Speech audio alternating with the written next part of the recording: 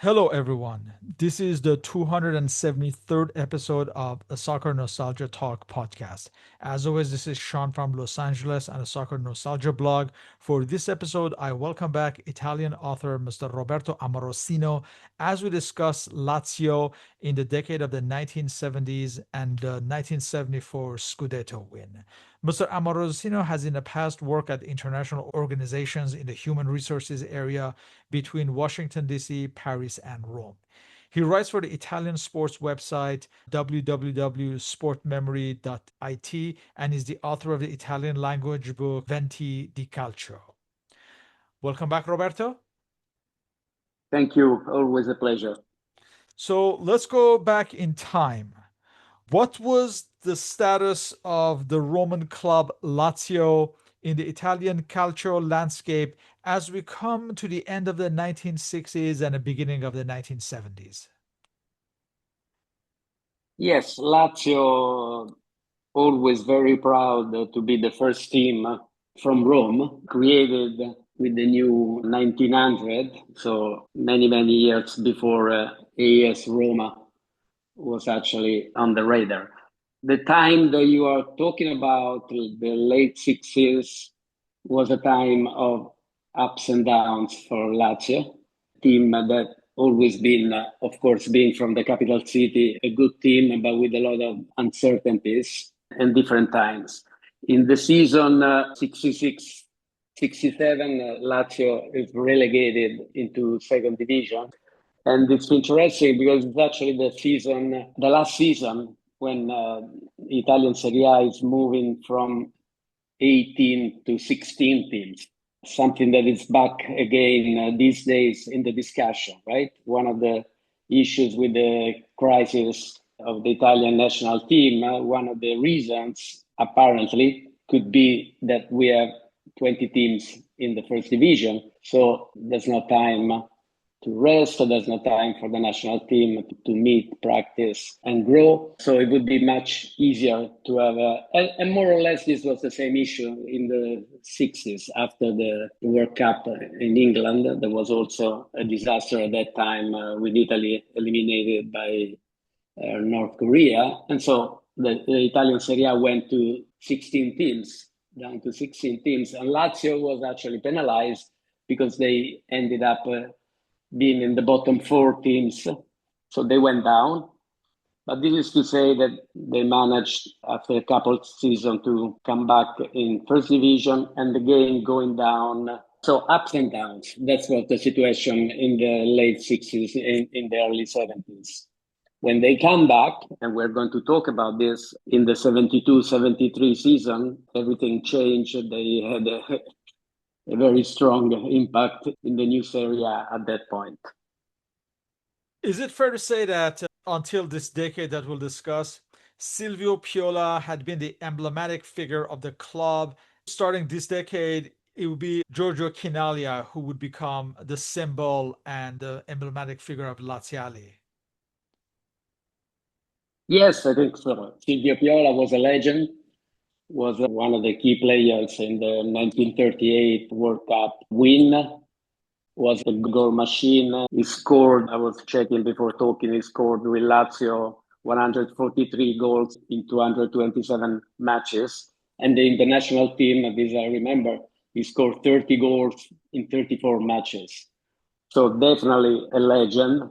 At that time, in the discussion, in the Messi, Cristiano Ronaldo discussion, it was Meazza and Piola were the two top players. I would say at least before the players of the Grande Torino came into the discussion, but definitely Piola was the legend of the Lazio team. He divided his time with three teams, but the other two, Provercelli before Lazio and Novara after Lazio, were teams with very good reputation at that time, but not at top level. So Piola definitely the most famous player for Lazio. And clearly, if we're talking about legend, about the time that we are discussing today, the Giorgio Gnaglia, Long John was definitely the one.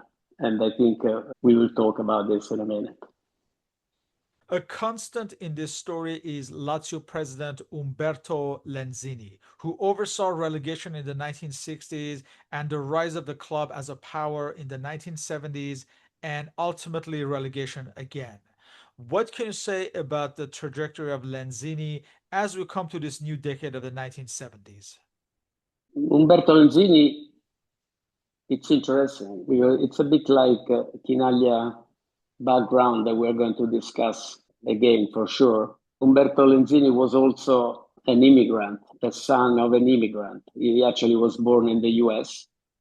He came back in Italy. They were originally from the Emilia region.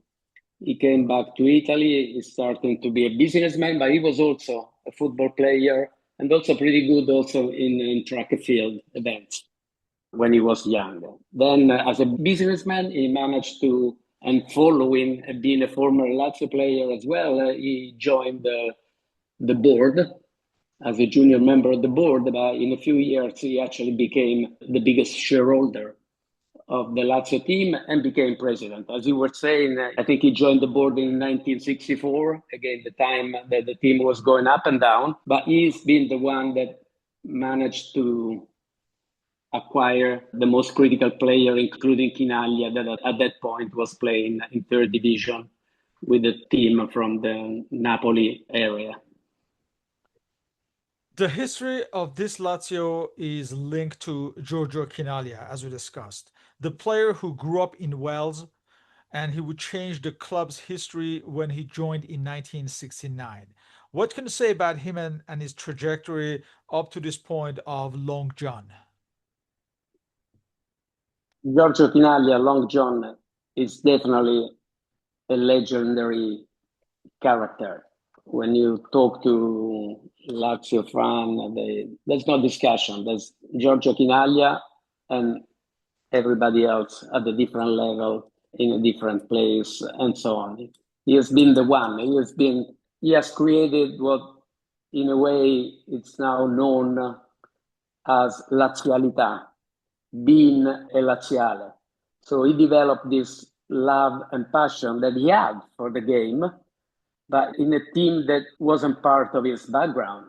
As you were saying, he was born in Tuscany, but the family left him in Italy for a few years because he was little. Then I think when he was 8, he moved to Cardiff. He went by train from Tuscany to the UK and he started to play rugby, started to play football, and of course he was pretty strong. He didn't join Cardiff because apparently they didn't accept him when he tried out for Cardiff City. So he joined Swansea. But when he played for Swansea, he was doing well, but he was a character. He was not easy to deal with. He has a very strong personality on and off the field. So at some point, playing for Swansea, he wasn't playing regularly. Maybe he felt he was not considered a leader. He felt he could do more. And of course, there was always the thing about going back to Italy and try to football that he didn't know. But he felt, of course, the link with the country and the culture and the family roots. So he went back to Tuscany. He was born in Carrara. The city next to Carrara is called Massa. It's actually Massa Carrara as one city most of the time, even if there are two different entities. So he joined Massese in third division. From Massese, he went to Inter Napoli, that it's a team from Naples that doesn't exist anymore as a senior team. They have a junior academy school these days, but nothing higher than that. So he played for Inter Napoli. When he was playing with Inter Napoli, he was scouted by Lazio, and he ended up with Lazio, where he started this romance of success stories and battles on and off the ground. As the decade starts, Lazio had just returned to the Serie A, but were relegated again in 1971 under Argentine manager Juan Carlos Lorenzo. This paved the way for the manager that would change Lazio's history, Tommaso Maestrelli. He would lead the club back to the Serie A promotion in 1972. What can you say about the trajectory of Maestrelli at this point and his influence on the team?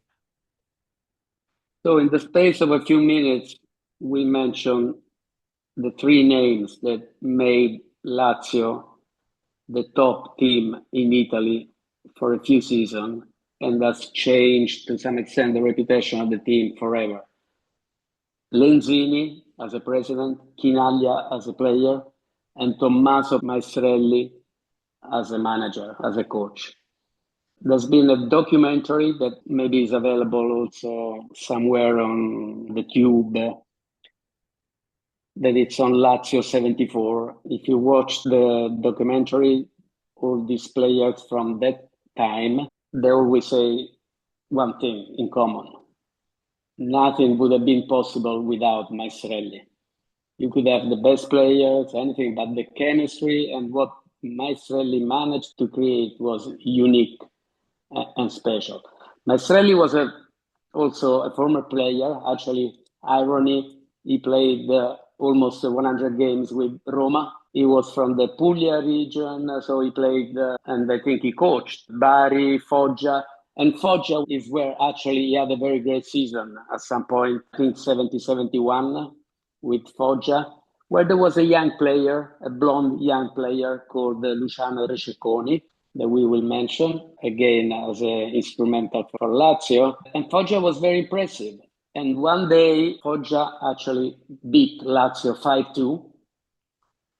And this is one of these things that it's in your destiny, right? He ended up joining Lazio as a new coach the following season. They signed Maestrelli when they were in second division.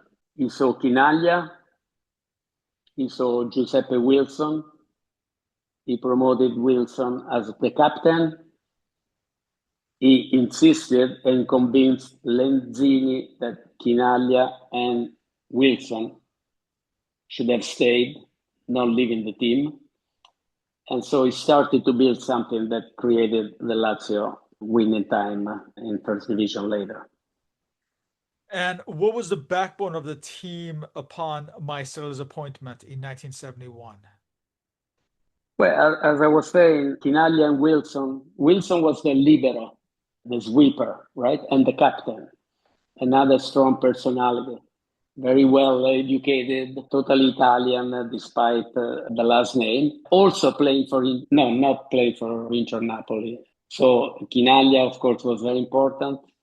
Two players joined, also very important. One, the right wing, Giuseppe Peppiniello Massa, and Pierluigi Martini, a midfielder that after a few matches, Maestrelli saw more productive playing as a left back, a very offensive left back. In Maestrelli, you could see something that was also visible at that time in the Ajax team.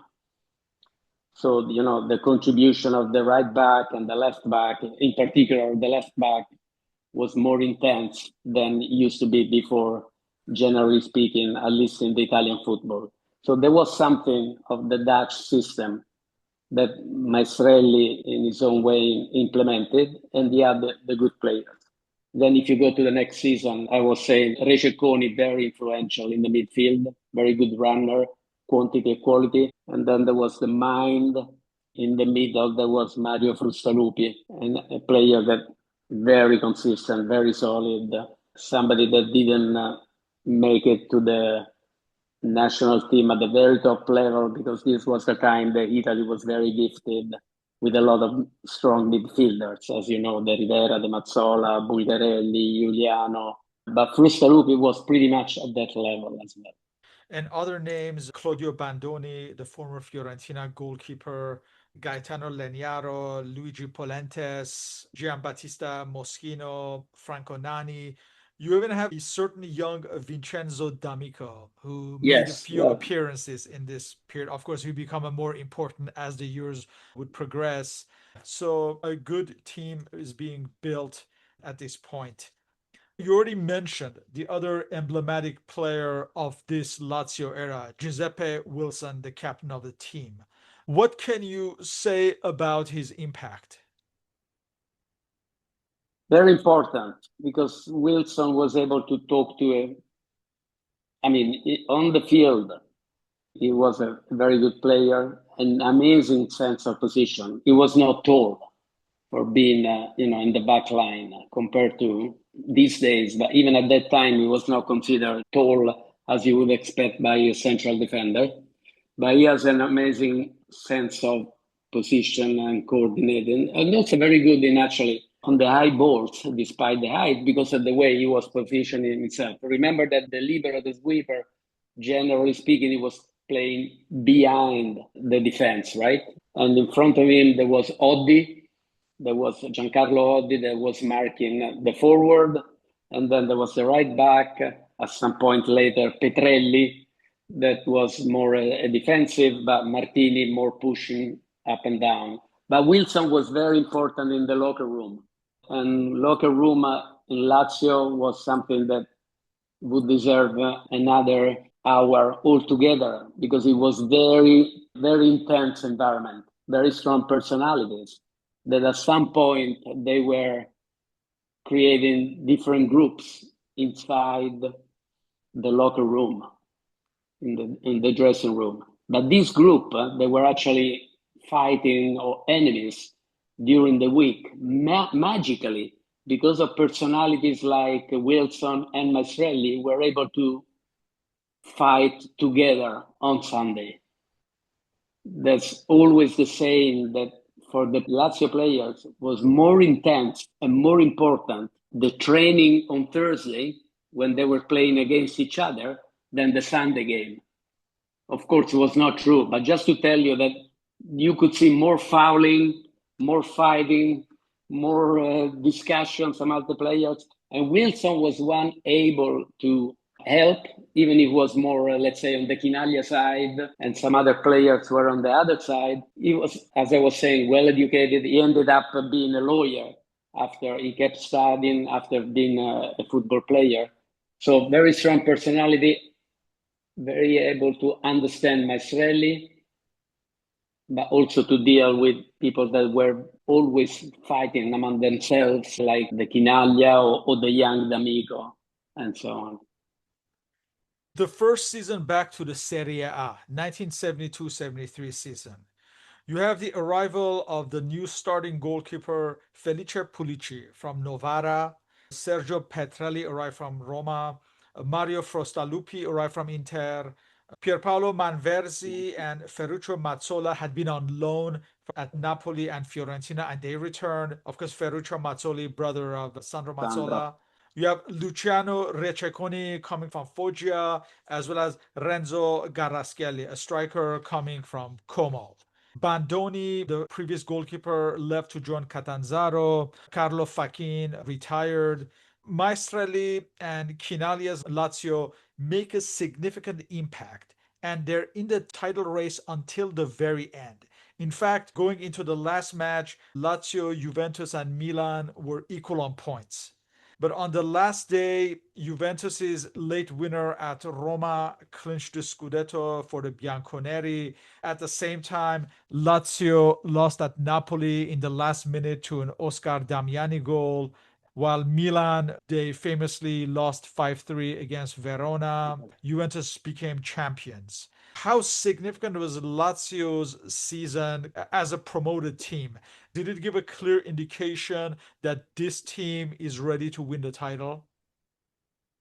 Well, it was an amazing season, and most of the experts were agreeing that probably Lazio played a better football than the other two teams, right? And the day that you mentioned, of course, the 20th of May, 1973, when these three teams were fighting for the titles for the very last game, was really something else, right? There was entering the last game, AC Milan was ahead. They won the Cup Winners' Cup during the previous week in Salonico with Leeds United, but they ended up losing. There was a shock. At that time, there was no TV or anything, right? There was just a radio program connecting halftime, and the situation at halftime was that AC Milan was losing 3-1. Juventus was losing 1-0 with Roma, and Lazio was 0-0 in Napoli. So at that point, there would have been a playoff match between AC Milan and Lazio. But as you were saying, something happened in the last few minutes, both in Rome and Napoli, while Milan couldn't recover. and Juventus won the title. It was clear that Lazio had a great season, very, very solid, very few players used. There was a time where you could have a season with 13, 14 players, right? And so the starting 11 was pretty much the same all the time. And they managed to do well. It's not because they were freshly promoted that they didn't make it. It was just so close. And they had an amazing season. A lot of games where they were able to have they used to have like a fantastic first 20 minutes and giving the sense of a team fresh, with no respect in the good way of the big teams from the north. And Quinaglia sent a lot of messages when they were going to San Siro, when they were going to play the derby, when they were going to Naples, to demonstrate we're here to fight, but also to win.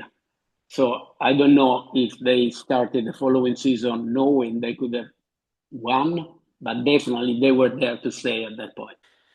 Well, for this 1973-74 season, the season of the Scudetto, there would not be much transfer activity as far as key players because they did their best mercato the previous season, it seems like. They built up on the success of the near miss of the previous season. They were much in control of the season. They were league leaders for the majority of the season and well-deserved winners in the end ahead of Juventus by 2 points. They also competed in Europe. They defeated Sion, the Swiss side, and they were eliminated by Bobby Robson's Ipswich side in the second round. So, how astonishing was this first ever Scudetto success for Lazio? As we were saying, it was a season that was also leading to the World Cup, right? At that time, they were seasons that you could have described a bit different from the others for different reasons. But Lazio was very solid. They never gave the impression to risk their main spot on top. So I think, as you were saying, well deserved.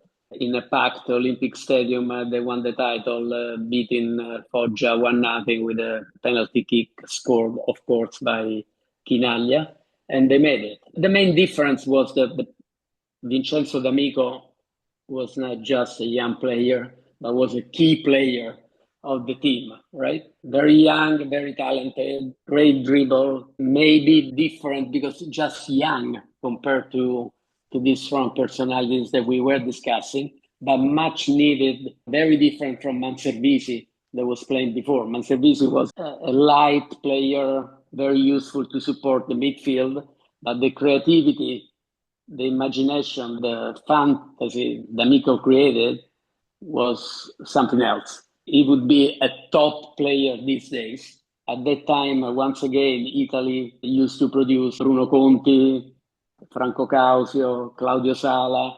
So wings with huge talent, and D'Amico was one of them. Maybe not too consistent, but definitely a nightmare for the defense. Somebody that really Lazio needed to support Garlaschelli and Quinaglia, that they were the two scorers.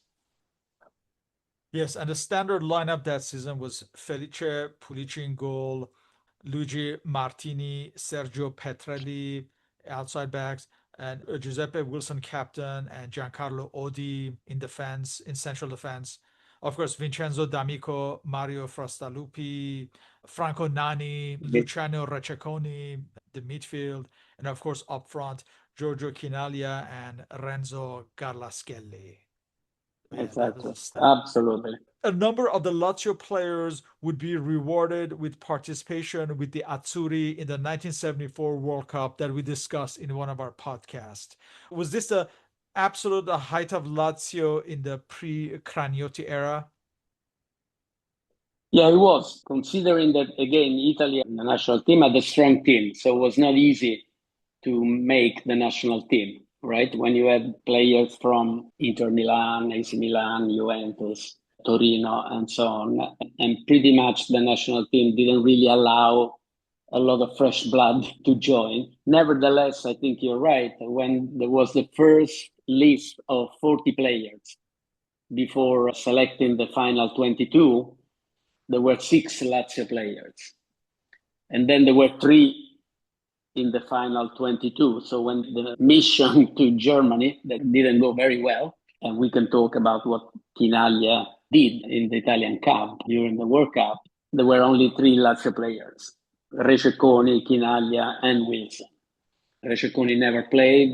Chinaglia had this unfortunate experience of not being happy when substituted, and that was the end of his relationship with the national team. And Wilson, also unfortunately, played only in the last game we played versus Polonia, when he had to play as a sub because I think Burnic maybe was injured, but Italy lost and didn't make it to the second round. But definitely, if we think of the Cragnotti area, and just for the sake of mentioning a few names of the Cragnotti area, we're talking about a team that was playing with Veron, Stankovic, Nedved, Boksic, Nesta, Stam, winning again title in Italy and in Europe. This team that we are discussing today definitely was the best time for the Lazio fans. Unfortunately, Lazio would be banned from the Champions Cup due to the events in their matches against Ipswich Town in the UEFA Cup. Was there a sense of injustice after such an achievement? What happened the season before, as you mentioned, Lazio played the Ipswich Town in the UEFA Cup and they lost 4-0 in England. And then they were trying the impossible comeback, remontada, in Rome. And there were a lot of controversial decisions by the ref, especially when Lazio was actually winning 2-0. So they were not close to changing the situation drastically, but it was possible at that point.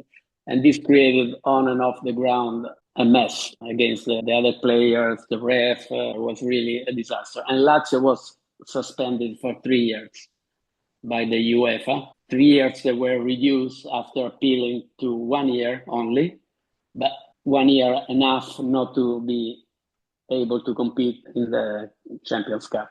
It's a bit of the destiny of this team. I mean, there's always something going wrong one way and another. A lot of story, you know. Another time later, they were the only team that didn't want to play in Spain versus Barcelona for something connected to political reasons. And so they also they were not able to go further because they refused to play against a Spanish team. It's always been a strange relationship of results, of troubles, nationally and internationally. And this made Lazio fans a bit different in terms of how they see the game, how they interpret the situation, and the suffering as well. For the 1974-75 season, you have the departures of Pierpaolo Manservisi, Ferruccio Mazzola, Mario Facco, and Fausto Insalvini, among others. The arrivals include midfielder Roberto Badiani from Sampdoria, Pietro Guedin from Fiorentina. Lazio did its best to defend its title, but Maestrelli's absence in the final stretch of the season hampered the side, and Lazio would finish fourth that season. Was this the reference point, the beginning of a slow decline? Yes, I think you mentioned the absence of Maestrelli at some point. There's again in 19, you're talking about the season 74-75, where at the end of the day, they came fourth, 6 points behind the Juventus that won the title again. They were a bit obscured by Roma coming third. You know about the rivalry. So something like not a great result, but actually they did well. But again, there's a game in April towards the end of the season, 75, where they lose to Torino 5-1. A bad day at the office? Not really. What happened, we discovered later. Players were aware that Maestrelli wasn't well and was something serious. So it's a combination of Maestrelli not being there, but more importantly, players affected. Because he was the father of the team. And definitely this had an impact on the way they ended up the season. So they still qualified at some point for the UEFA Cup, so what they would consider a big result these days. But of course, they were declining at the same time. Also, when you see the name, you would expect that you need one good, new, strong player, right? You need to face the competition again, and maybe the team that was good, very solid, very compact, maybe they would needed another D'Amico to help to stay up there. And the new players like Badiani and so on were maybe decent players, but not able to make the difference as it might be required. Chinaglia, after all, he scored his goals as usual. He was always scoring more than 10 goals per season. That season, I think he scored 14. And we're talking about time where the top scorer maybe was able to score 17 or 18 goals. So pretty okay, but maybe not good enough to stay on top. For the last 6 matches of the season, the Lazio assistant coach Lovati would sit on the Mhm. bench, replacing Maestrelli, who was hospitalized at this point. Correct.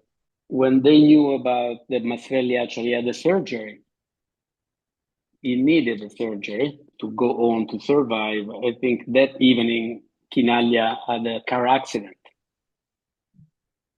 I mean, nothing serious, but just to give you the sense how devastated they were. The 1975-76 season would be a season of struggle.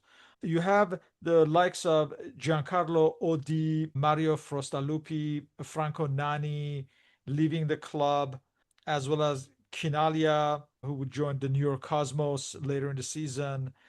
You have the arrivals of Paolo Ammoniaci, Francesco Brignani from Cesena, both of them, Antonio Lopez from Pescara, Giovanni Carlo Ferrari from Avellino. You have a debut of a certain Bruno Giordano, as well as another young player, Andrea Agostinelli, that season. So the season would start with new manager Giulio Corsini, but Maestrelli returned to manage the team in December. Later in the season, Giorgio Chinaglia joined the New York Cosmos, ending an era. The team finished in a disappointing 13th place. And the one satisfactory note I mentioned was the debut of a young Bruno Giordano. Now, at this point, was it clear that the team could not reproduce the form of 1973 and 74? This is what I'm trying to say. It's not a team or a story that you can read with normal parameters because it wouldn't make sense, right? We're just trying to describe how close to the team, to the coach, to the fans, to the environment Giorgio Chinaglia was, right? He was one thing, they trusted him for everything. So the last thing that you might think that he would leave in the time of difficulties, he left. But this is something that would deserve more time, and also maybe there's no an explanation. This is the way he was. He has this affinity with the US because he married, among other things, he married Connie Eruzione, his wife, that was actually the sister of Mike Eruzione. There was a legend in US because he was the guy that scored the last goal in the Miracle on ice hockey match between the US and Soviet Union. So this is just to say that, and there was these things about soccer and the opportunity to do something different, create. He was tired. He was tired of what was going on, and maybe he left without thinking too much, to the point that, of course, he came back later and became president of Lazio later in his life. But yes, when Chinaglia left, it was another clear sign that nothing was able to last longer. I'm glad you mentioned that the academy was able to produce three good players, Giordano, Agostinelli, and Manfredonia. And I would say, in particular, Giordano, as you were saying, that was able to replace Chinaglia. He was a center forward with very different characteristics, but a player from Rome. from the central Rome, a local boy, huge talent, another player that was able to challenge and maybe deserve even more space in the national team. But again, this was the time of Paolo Rossi. And this is a story that I know well because at that time I used to follow the junior team, and I know that there was the coach of the junior team that was Sergio Guenza, that he managed to grow them and pass them to the first team where they did extremely well, again, under different and maybe difficult circumstances. For the 1976-77 season, you have the departures of Brignani and Ferrari. As far as the arrivals, you have the arrival of a new goalkeeper who at this point would be back up to Pulici, Claudio Garella from Novara. Mhm. Franco Cordova coming from Roma, Fernando Viola from Cagliari, Renzo Rossi from Como, among others. It's that season also that you have the debut of Leonela Manfredonia that you mentioned. Now, this season, there will be somewhat of a resurgence on the field as Lazio finished fifth. However, two off field tragedies would have a significant impact. The new manager was the Brazilian Luis Vinicio, and he built a team around the emerging talents of Bruno Giordano, Leonello Manfredonia, and Andrea Agostinello, and the side finished fifth. However, Tommaso Maestrelli passed away on December 2nd, 1976, and Luciano Receconi was killed in a prank gone wrong on January 18th, 1977. Despite some satisfaction on the field, did these tragedies serve as a reference point of the club's troubles?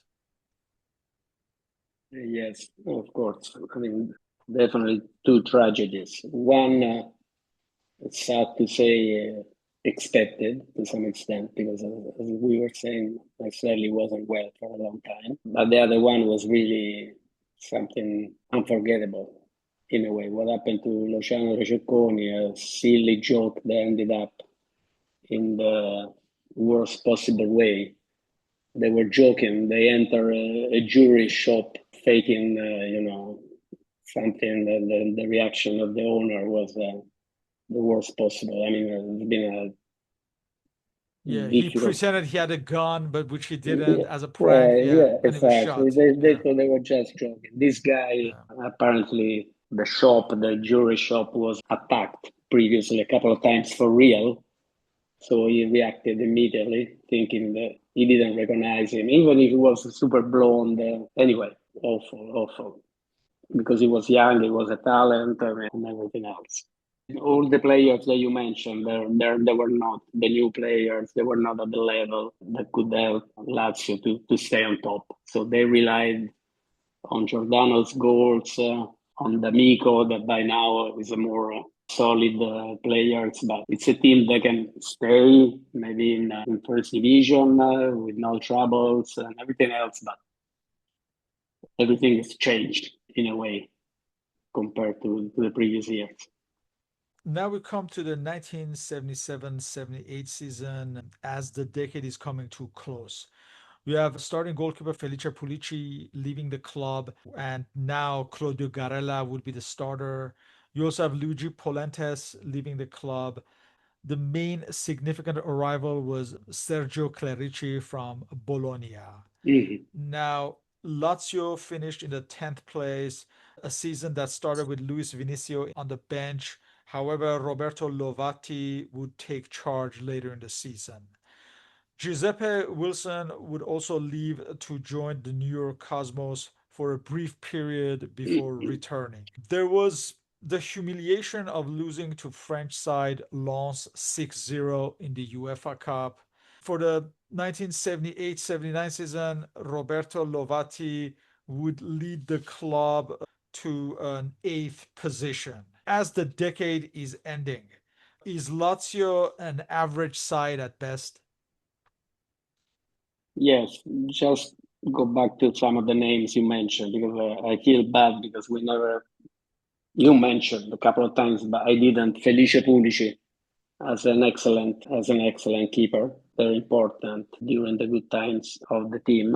I also like that you mentioned Lovati. You see his name on and off the history of the team. He was Lazio goalkeeper in the 50s. And then he was always in the team, able to help in different capacities, including as a coach. Another guy that was really part of the Lazio family that it's worth mentioning, together with Dr. Giaco.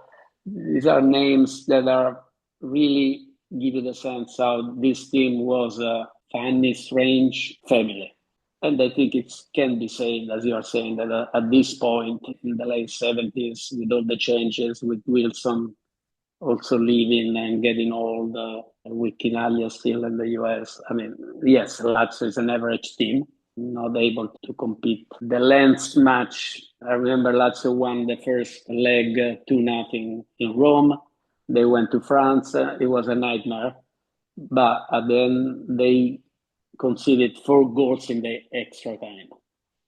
So that after the 2 matches was 2-2, and then they ended up in extra time. And there was this kid from Lens, Didier Six, Of course. and Garella that was very young, not very gifted with his feet. He grew, he grew, he grew. Ended up being the national champion with Verona later. But when he was young, he was a bit naive in certain circumstances. So this was pretty much the same. Definitely didn't have any success outside the country.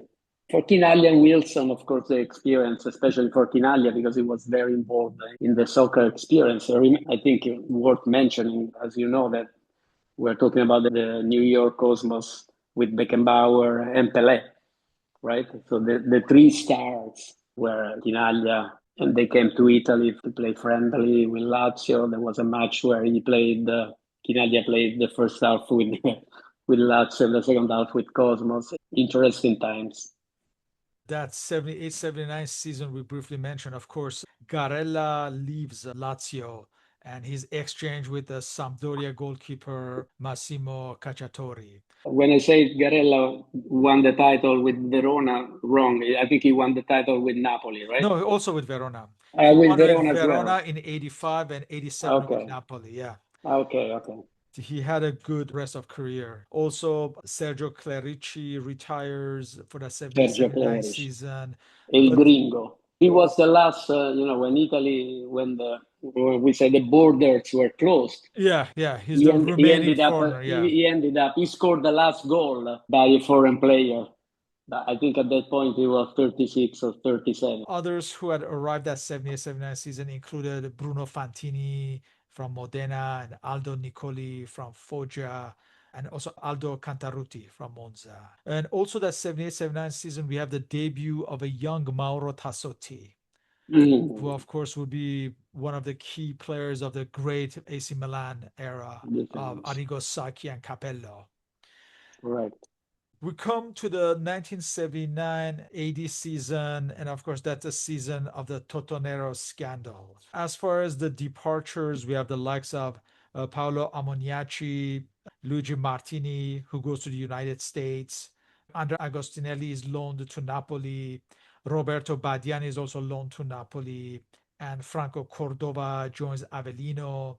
And Cantarutti also joins Pisa.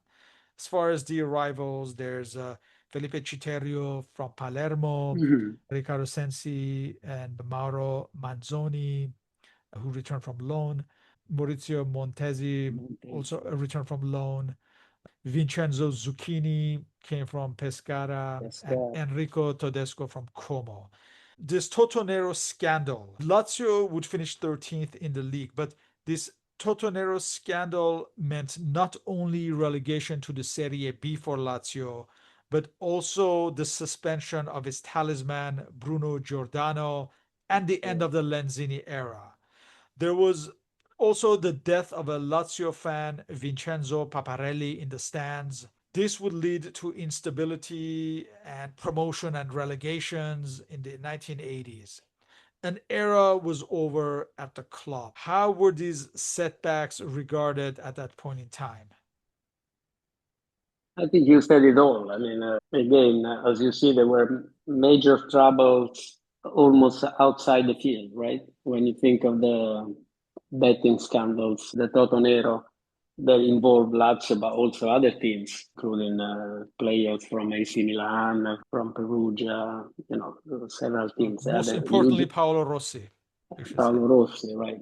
He managed to come back just before the World Cup after suspension. So, yes. And of course, also the sad story of Vincenzo Paparelli that was killed before the Roma derby. I mean, all this, of course, had an impact, both on the team, but more in general on the spirit of the game at that point in Italy. I mean, a lot of things changed, even if you can say, from a certain distance that nothing really changed. But the honeymoon with the game changed with all the scandals and everything. And Lazio was one of the team definitely most affected, even if this going up and down was already there in the few years before. But yes, it's something that they kept for a while. And as you were saying, you have to wait for the time around the end of the century to have a team that is back to the top. Giordano was in line to participate in the 1980 Europeo, but apparently Bearzot never forgave him for the Totonero, and I think he was maybe called back a couple of times, but there was never an Yes, option after that. Yeah. often there's been a bit of a, it's always been difficult for players that were not belonging maybe to the historic top teams with stripes, right? The black and white, the red and black, and the blue and black jerseys. If you were coming from other teams, there was always this thing to demonstrate more to be able, right?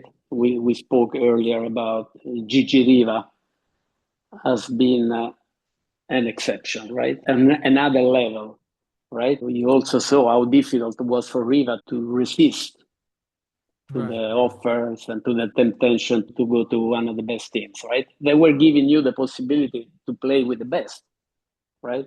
And Giordano demonstrated later when he wasn't young anymore. He went to Napoli, and when he was playing with Careca and Maradona, Magica, of course. with the magic he was able to achieve was probably impossible while he was at Lazio because of the different environment and the different changes.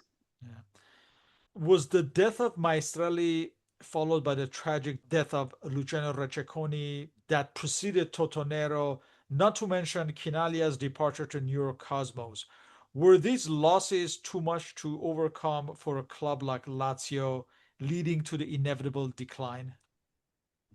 Yes, I mean it's sad to call it a decline because I mean they had good games, good season, and they had an amazing fans and stadium. So they had their good times. They won derbies, they won big games, but definitely the Mastrelli time was over, right? There's one thing that if you mention it, it gives the summary of what we're trying to describe today.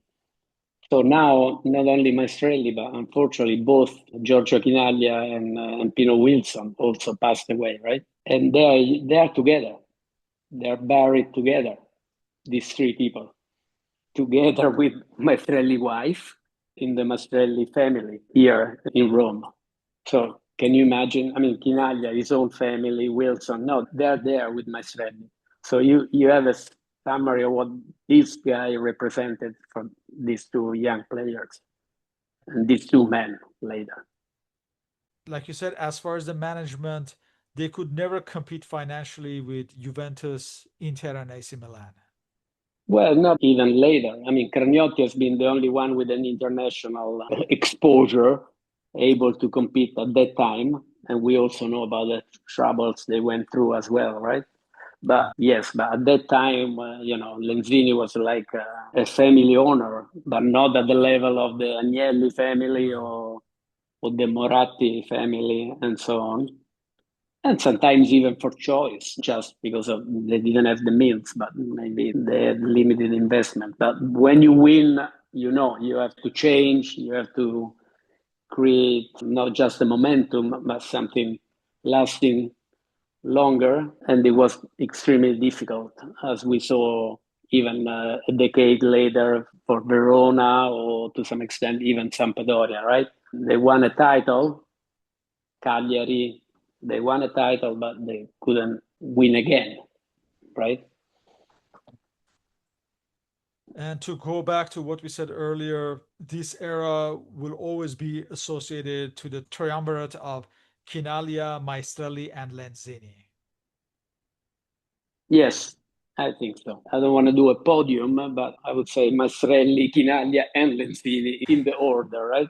Of course, only one of them was on the field scoring goals. So in the imagination, Chinaglia is the one, right?